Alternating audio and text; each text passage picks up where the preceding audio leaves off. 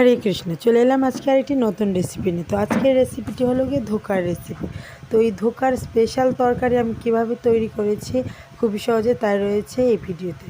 তো আমরা প্রথমেই এখানে নিয়ে নিয়েছি ধোকা সিদ্ধ করে নুন হলুদ কর্নফ্লাওয়ার দিয়ে মাখিয়ে, তারপর নিয়েছি শুকনো মরিচ তেজপাতা দারচিনি এলাচি কাঁচা লঙ্কা ইত্যাদি। তারপর এখানে মশলা নিয়েছি আর ব্লেন্ড করে নিয়েছি টমেটো, আর নিয়েছি জামালো এরকম টুকরো টুকরো করে সিদ্ধ করে। আর এখানে আমি এখন কড়াইতে তেল গরম করে নিয়েছি, ধোকাগুলো ভাজবো। তো এই দেখতেই পাচ্ছেন কত সুন্দর করে ধোকাগুলো আমি কড়াইতে ভেজে নিচ্ছি। এপিট ওপিট নেড়ে চেড়ে ব্রাউন কালার করে ভেজে নেব। যে দেখুন আমার ভাজা হয়ে গেছে কিছু, তো আমি এগুলো এখন নামিয়ে নেব। তো বাকি যেগুলো রয়েছে সেগুলো এখন ভেজে নেব।